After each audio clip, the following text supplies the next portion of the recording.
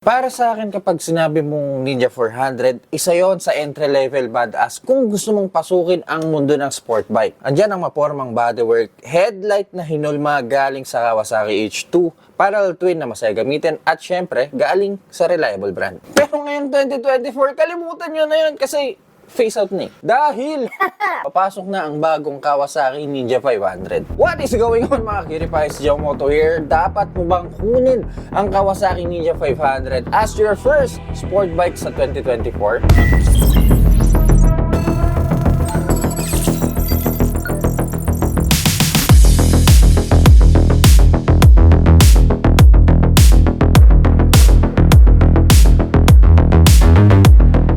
Well, hindi na bago sa Kawasaki ang 500cc sport bike dahil noong 1987, nagkaroon na ng GP Z500. Parallel twin na may mataas na windscreen at malapad na headlight. Typical old school. Mataas na handlebar, single seat na may underbelly cowling. Sport bike na practical at upright ang body position. Pero ngayong 2024, may bagong 500cc na naman. Umpisa natin sa makina. Makina na binase sa Ninja 400 na may same bore size pero in-stretch ang stroke, giving the engine additional 52cc. Yung dating 399, 451cc na ngayon. Kung 451cc siya, Bakit Ninja 500?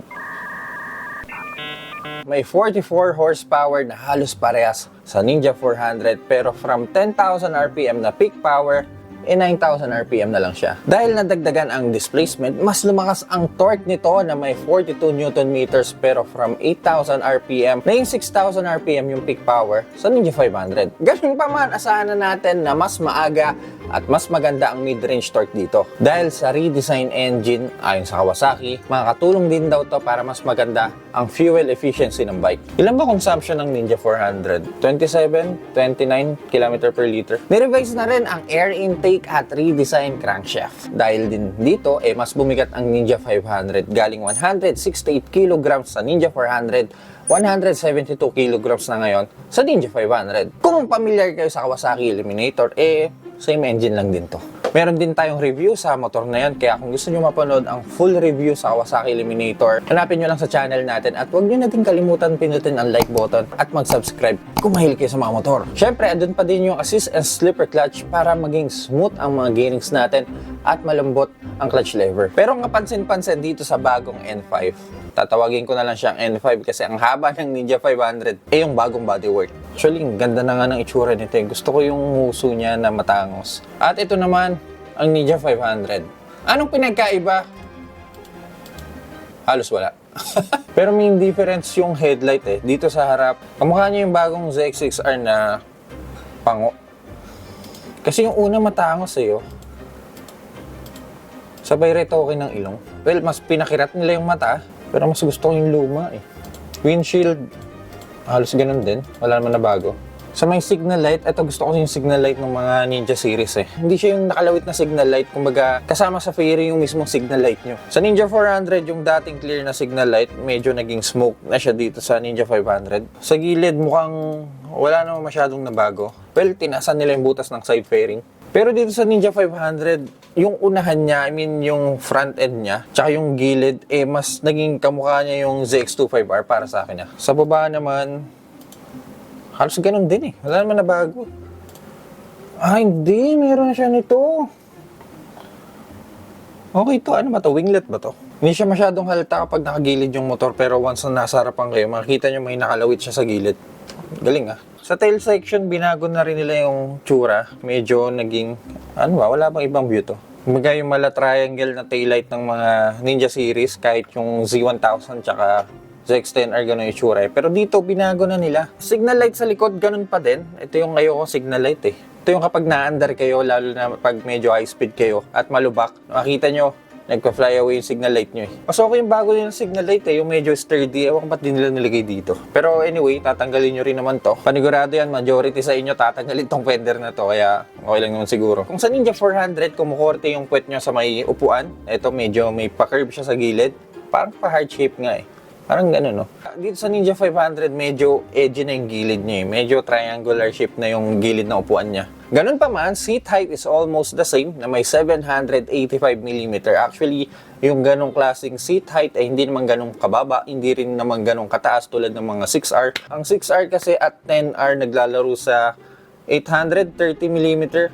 So ito, para sa akin, kaya at least mga 5'4", 5'6". So, okay sa inyo to. May mga babae pa nga na naka Ninja 400 sa daan eh, di ba? So, okay to para sa typical Pinoy height. Isa pang good part, well, sa iba, yung bagong LCD instrumentation. Yung dating analog display na may digital sa gilid. Ganito na ang itsura ngayon. Ako personally, mas na-enjoy ko yung mga sport bike na naka-analog display. Ewan ko, natutuwa ako kapag nakikita mo yung palo ng tachometer kapag naka-analog display kayo. Pero, kanya-kanya naman tayong preference. Pero dude, ang ganda ng bagong dash ng Ninja 500. Meron tayong dalawang button dito sa kaliwa. Dito yung pwedeng makita or adjust yung nasa display nyo. Lahat ng basic information nandito. Napakasimple lang. Gear indicator, tachometer, speedometer, fuel indicator, clock at trip A, trip B. Sa taas at gilid yung mga icon. Alam mo, gusto ko yung itsura na hindi siya basta square lang or rectangle. Nilagyan nila ng onting aesthetics eh.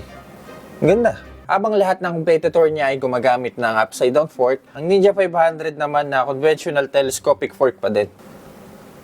No! Well, ayon sa Kawasaki, use of conventional telescopic forks helps minimize weight gain.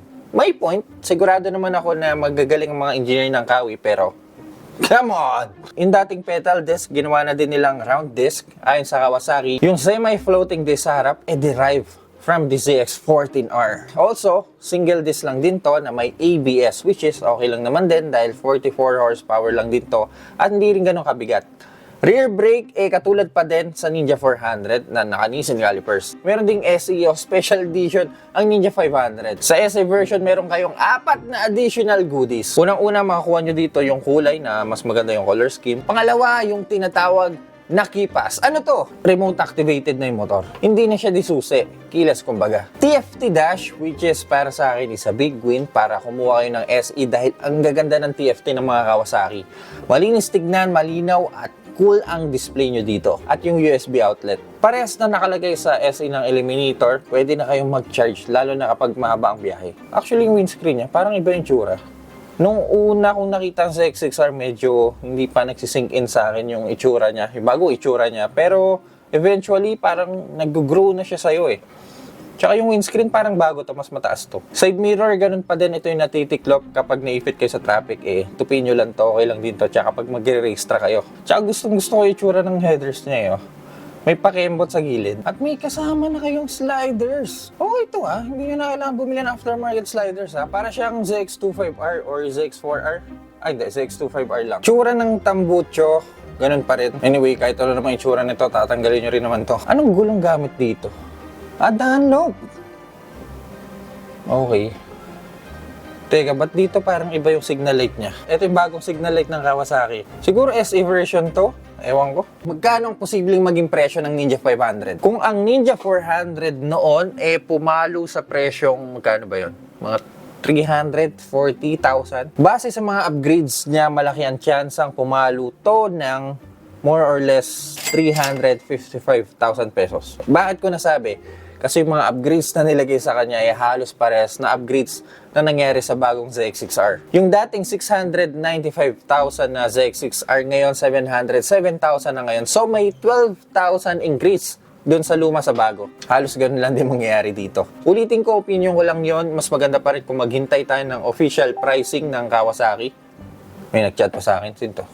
Final verdict. Worth it ba kumuha ng Ninja 500? Kung may Ninja 400 ka at gusto mong mag-upgrade sa Ninja 500, tigil-tigilan mo yung pag-iisip mo na yan. Almost the same technical output at okay pa din naman yung design tsaka dash ng Ninja 400 eh. Kung first time mo namang kumuha ng sport bike at gusto mo talaga ng Ninja 500, bakit hindi? Kasi gamitin ng mga gantong klaseng motor, lalo na yung Ninja series. Ikumpara naman natin siya sa ibang competitor niya. Unang-una dyan, yung CF Moto 450 SR, naka 270 crankshaft, may winglet na for aesthetics. Ang ganda ng itsura at saka may TFT display. Not to mention, naka-inverted fork na rin yon. Then, yung Honda CBR 500R na bago, medyo naging kahawig niya yung Firebleed eh. Pangatlo yung main rival niya, ang KTM RC390. Isa yun sa magandang beginner na motor when it comes to track-oriented sport bike. Track-oriented yung ergonomics doon. Ang yukunang riding position mo doon, pero naka-single cylinder, which is okay na din para mas ma-maximize yung torque. At lastly, yung bagong Aprilia RS457. Actually, wala pa sa Philippine market noon, pero once na nakalapag na dito, sana ma-review natin soon. Magkakaiba sila ng ganda eh, alam mo yun. Ninja 500, maganda gamitin for track and on-road at galing sa reliable brand. Naka 2-cylinder 180 crank at masaya gamitin. Then the rest, tulad ng tunog at performance, magkakaiba sila ng ganda. Let me know what you guys think sa bagong Kawasaki Ninja 500. Pasok ba siya sa panlasa mo? Let me know in the comment section down below. Kung nag-enjoy kayo sa video na to, kindly leave a like at kung mahilig kayo sa mga ganito content, huwag kayo mag-alala dahil nasa tamang channel kayo. Also make sure to press that subscribe button dyan sa baba. Kaya mga cutie pies, see you sa next content.